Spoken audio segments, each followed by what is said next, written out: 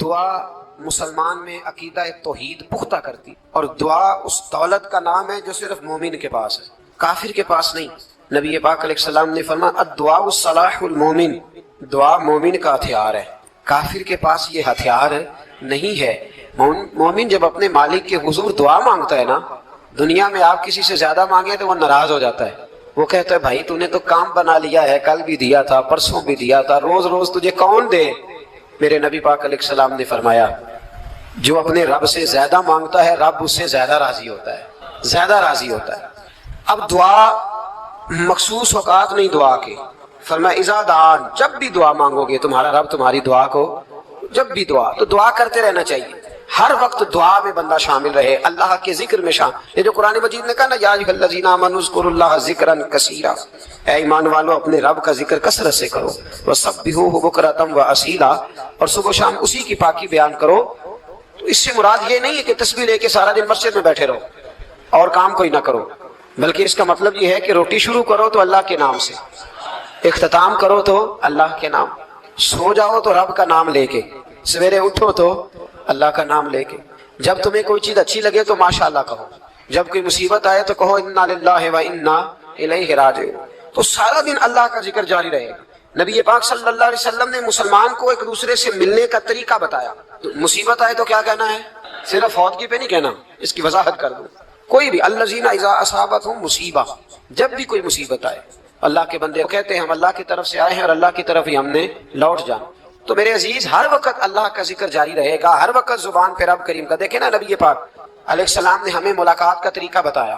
ایک صحابی آئے تو انہوں نے آ کے کہا السلام علیکم، نبی پاک علیہ السلام نے فرمایا رب تعالیٰ نے اسے 10 نیکیاں عطا فرمائی ہیں۔ دوسرے آئے تو انہوں نے کہا السلام علیکم ورحمۃ اللہ، تو محبوب فرمانے لگے، امام بہقی نے اس کو لکھا ہے، محبوب فرمانے لگے رب کریم نے اسے 20 نیکیاں عطا فرمائی۔ ایک اور آئے، عرض کیا السلام علیکم ورحمۃ اللہ وبرکاتہ، محبوب فرمانے لگے اللہ نے اسے 30 نیکیاں عطا فرمائی۔ اچھا اس کا مطلب کیا ہے؟ السلام علیکم، تم پر سلامتی ہو، سادہ ترجمہ یہ ہے کہ تم سلامت رہو، تم سلامت رہو، ورحمۃ اللہ وبرکاتہ، تم پر اللہ کی رحمت بھی ہو اور اس کی برکتیں بھی ہو۔ وہ کیا کہتا ہے؟ وہ کہتا ہے وعلیکم السلام، تم پر بھی سلامتی ہو، ورحمۃ اللہ وبرکاتہ، اللہ کی رحمت ہو اور اس کی۔ یہ جو مسنون دعائیں ہیں نا جو حضور نے ہمیں دعائیں سکھائی ہر موقع پہ، ان کا کمال دیکھیے۔ اب ایک مسلمان نے آتے کہا السلام علیکم، اس کا مطلب کیا ہے؟ تم پر۔ اب وہ جھگڑا کرے گا، اسے مارے گا، اس کا مال چھینے گا؟ اس نے تو آتے ہی کہا تم پر سلامتی ہو۔ تو جو سلامتی کی دعا دینے والے ہیں وہ جیب تھوڑی کاٹیں گے، وہ غبن تھوڑی کریں گے، ڈاکہ تھوڑا ڈالیں گے۔ اسلام نے لفظ ہی وہ سکھایا ہے کہ فرمایا جب تم نے ملنا ہے تو تم نے دعائیں کرنی ہیں ایک دوسرے کے لیے۔ اب ہمارے ہاں نئے نئے لفظ آ گئے، ٹیلی فون اٹھایا تو کہا ہیلو، اس کا کیا ترجمہ ہے؟ کون ہے، اس کا کیا ترجمہ ہے؟ جی جناب، اس کا کیا مطلب؟ ہم نے دیکھا بڑے بڑے سمجھدار لوگ السلام علیکم کی بجائے کہتے ہیں کیا حال ہے۔ بھائی کیا عجیب بات ہے، بھائی کیا حال ہے کا کیا مطلب ہوا؟ وہ بعد میں کرنے کی بات ہے۔ اور کچھ تھوڑا سا جو ادیب ہیں، جو بیچارے حروف کے پیچ و تاب میں رہتے ہیں، وہ کہتے ہیں آداب عرض ہے۔ وہ کیا ہوتا ہے جی؟ اسلام نے دعا سکھائی ہے السلام علیکم، یہ کتنی خوبصورت دعا ہے۔ جب آپ گھر کے اندر داخل ہوئے تو آپ نے دعا دی السلام علیکم، یہ دعا دی آپ۔ ایک صحابی حاضر خدمت ہوئے، عرض کی یا رسول اللہ صلی اللہ علیہ وسلم میرے گھر میں غربت رہتی ہے، کیا کروں؟ نبی پاک علیہ السلام نے فرمایا جب بھی گھر جایا کرنا گھر والوں سے سلام لیا کر، گھر والوں سے کیا کہا کر؟ السلام علیکم، جب بھی گھر جایا۔ یعنی گھر آیا، اب گھر والوں نے بتایا کہ ماچس کی ڈبیا تو لے آؤ۔ اب یہ دکان کونے پہ تھی گھر والے پہ، وہاں سے ماچس کی ڈبیا لے کے واپس گیا تو کہنے لگا السلام علیکم۔ پھر گھر والوں نے کہا ہو بتانا یاد ہی نہیں رہا، چینی بھی ختم ہو گئی ہے۔ تو یہ پھر گیا چینی لینے، لوٹ کے آیا تو کیا کہا؟ جب اللہ چاہتا ہے تو کہے، جب اللہ کے رسول چاہتے ہیں تو کہے۔ اس کا ترجمہ یہ ہے کہ تو کہہ، تو سلام لے۔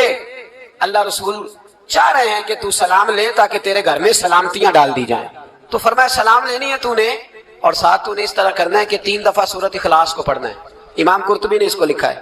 اس نے کہا حضور غربت بڑی ہے، غربت بڑی ہے تو کہ وظیفہ بتائیں۔ فرمایا جب بھی گھر جاؤ سلام لو اور 3 دفعہ سورۃ اخلاص پڑھو۔ وہ صحابی کہتے ہیں میں پکا ہو گیا۔ اب وہ کچھ دنوں کے بعد، کچھ عرصے کے بعد، کچھ مہینوں کے بعد واپس آئے تو صحابہ کرام علیہم رضوان فرماتے ہیں ہماری خواہش تھی کہ یہ کچھ بیان کرے، اب بتائے جو وظیفہ لے کے گیا تھا اس کا رزلٹ کیا نکلا۔ کہتے اس نے بڑی حیرت انگیز بات کی، حیرت انگیز عجیب انداز میں۔ کچھ لوگوں کا دل ہوتا ہے نا کہ مجھے ملے میرے پڑوسی کو نہ ملے، اور کچھ کا دل ہوتا ہے یار مجھے بھی ملا ہے اور الحمدللہ میرے पड़ोसी को मिला है। तो सहाबी जब हाजिर हुए तो सहाबा कहते हैं हमें तजस्सुस था कि ये कुछ बताएं, तो हुजूर ने फरमाया क्या हाल है तेरा? कहा या रसूलल्लाह कमाल ही हो गई है हुजूर, मैं जब भी घर जाता हूँ सलाम लेता हूँ और 3 दफा सूरत इखलास पढ़ता हूँ, मैं तो अमीर हो ही गया हूँ, मेरे तो हमसाये भी अमीर हो गए। कितना प्यारा है ये जुमला, कितना हुस्न है, इतना अच्छा लफ्ज किसी और के पास है ही नहीं जो अल्फाज हमें हमारे रसूल ने अता फरमाया। इसको अपनाइए, इसको अपनाइए। ये अलग बात है कि लोग मतलब के लिए सलूट कर लेते हैं बड़ा सारा, लेकिन मतलब के लिए नहीं। जिसको जाने उससे भी सलाम लें, जिस मुसलमान को नहीं जानते उससे भी। तो नबी पाक ने हमें मसनून दुआएं सिखाई। रात को जब सोने लगे अल्लाह के रसूल सल्लल्लाहु अलैहि वसल्लम ने हमें दुआ सिखाई। हुजूर ने फरमाया जब सोने लगो तो मुस्लिम शरीफ में फरमाया तुमने ये दुआ पढ़नी, अल्लाहुम्मा बि इस्मिका अमूतु व अहया। तुमने कहना ए अल्लाह मैं तेरे नाम पर मरता हूँ और तेरे नाम पर जीता हूँ। नबी पाक सल्लल्लाहु अलैहि वसल्लम ने एक हदीस में फरमाया कि ये जो नींद है ना, ये मौत की छोटी बहन है, ये मौत का एक हिस्सा है। जिस तरह इंसान सो जाए तो कोई खबर नहीं होती क्या हो रहा है, बिल्कुल वो उठा है तो उसने कहा हो ये क्या हुआ। सो जाता है ना आदमी, उसे खबर नहीं होती, ओहो मैंने तो 11 बजे उठना था, ये तो 3 बज गए।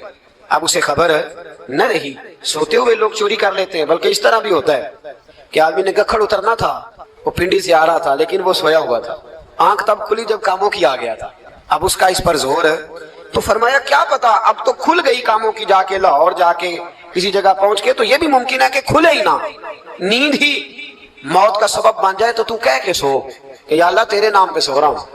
अल्लाह किस नाम पे सो रहा हूँ यार? अगर हम इन दुआओं का हुस्न समझे मत, अल्लाहुम्मा बि इस्मिका अमूतु व अहया, या अल्लाह मैं तेरे नाम पे सोता हूँ और तेरे नाम पर उठता हूँ। गोया कह रहा या अल्लाह मेरी नींद भी तेरे फजल से ही है, और अगर आँख खुल जाए तो वो भी तेरे फजल से ही है। कितना आला नबी पाक अलैहिस्सलाम ने अंदाज सिखाया।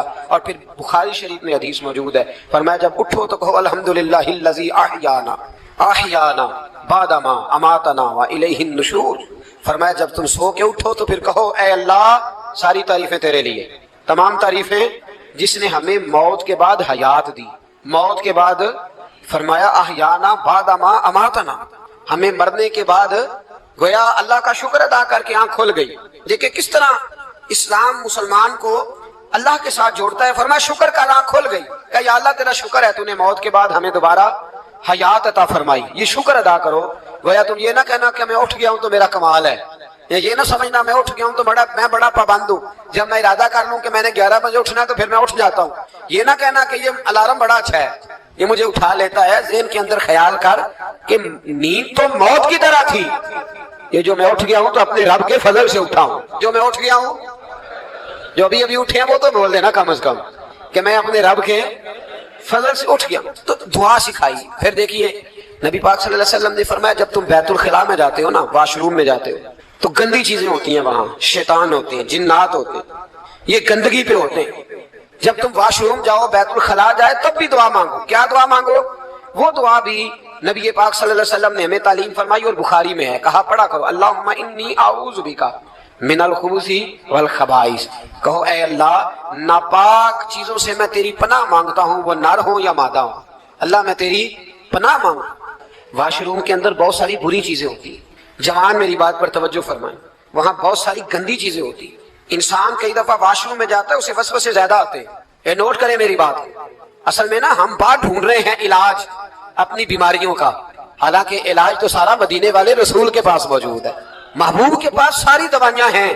तो नबी पाक अलैहिस्सलाम देखे ना, इंसान वॉशरूम में जाता है उसे वसवसे आते, बुरे ख्यालात आते, वो गुनाह की तरफ कई दफा मायल होता है। तो कहा तू दुआ पढ़ के जा अल्लाहुम्मा इन्नी आऊज़ु बिका, या अल्लाह मैं तेरी पनाह मांगता हूँ मिनल खुबूसी वल खबाइस, हर खबीस और बुरी चीज से मैं तेरी पनाह मांगता हूँ, वो नर हो या यार। कितना अजीम दीन है, कितना अजीम मेरे मुस्तफा करीम का वो वाला दीन है।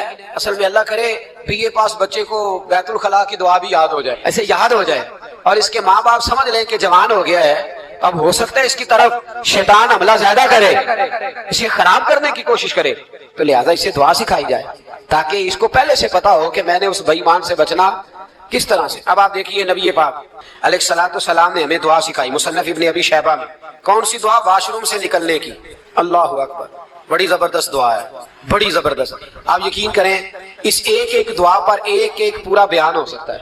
ایک ایک، یہ اس لیے نہیں میں کہہ رہا کہ میں کوئی عالم فاضل آدمی ہوں، آپ کہیں گے کہ بتا رہے ہیں میں بڑا پڑھا لکھا ہوں، صرف یہ عرض کر رہا ہوں کہ اس کے فوائد پر، ثمرات پر جو اللہ تبارک و تعالیٰ امت کو دیتا ہے، ان دعاؤں کی جو فضیلت حدیثوں میں آئی، اور پھر جو اس کے فوائد ہے اور اس پر بات کروں تو ایک دعا تقاضا کرتی ہے کہ اس پر پورا ایک لیکچر ہونا چاہیے۔ دیکھیے آپ واش روم سے نکلے، دعا کیا ہے؟ دعا کے لفظ کیا؟ الحمدللہ الذی، ایک حدیث میں لفظ ہے غفرانک، غفرانک، اے اللہ میں تجھ سے بخشش چاہتا ہوں۔ اور جو مشہور اور معروف ہے مصنف ابن ابی شیبہ کی روایت، فرمایا الحمدللہ الذی اذھب عنی العذاب وعافانی، فرمایا اے اللہ تیرا شکر ہے، واش روم سے نکلا ہے تو کہہ رہا ہے یا اللہ تیرا شکر ہے تو نے مجھ سے اذیت دور کی، وعافانی، اور تو نے مجھے عافیت عطا کر دی، اذیت دور کر دی اور عافیت۔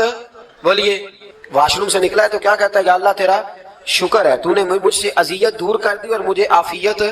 ڈاکٹر حکیم ہومیوپیتھک ایک چیز پر متفق کم ہوتے ہیں، پتہ ہے نا آپ کو، لیکن اس بات پر سب کا اتفاق ہے کہ اگر کسی کو قبض ہو جائے نا تو شاید 70 یا 72 بیماریاں لگ جاتی ہیں، اور جب آدمی کو قبض ہوتی ہے نا، پیٹ کے اندر فضلہ جم جاتا ہے، خارج نہیں ہوتا، اس کو اعصاب کی بیماری ہوتی ہے، اس کے ذہن پر اثر ہوتا ہے اس چیز کا۔ آپ یہ مت سمجھیں کہ کھانا کھانا یہ کمال ہے، اللہ نے یہ بھی نعمت بنائی ہے کہ کھانا جب خارج ہوتا ہے تو وہ بھی اللہ کا بہت بڑا احسان ہے۔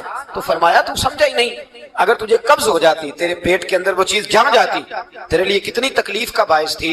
ان لوگوں سے پوچھئے جو اس کے بیمار ہیں، اس کے مریض ہیں، وہ کتنی تکلیف میں رہتے ہیں، سر میں درد ہوتا ہے، سر چکراتے ہیں۔ ایک بہت بڑا روڈ ایکسیڈنٹ ہوا تو ڈرائیور سے لوگوں نے پوچھا کہ مسئلہ کیا ہے، تو کہنے لگا میں قبض کا مریض ہوں، تو میں کھانا کھا لیتا ہوں تو میرے ذہن پر وہ اس قدر زیادہ گیس کا غلبہ ہوتا ہے کہ میں سخت تکلیف میں ہوں۔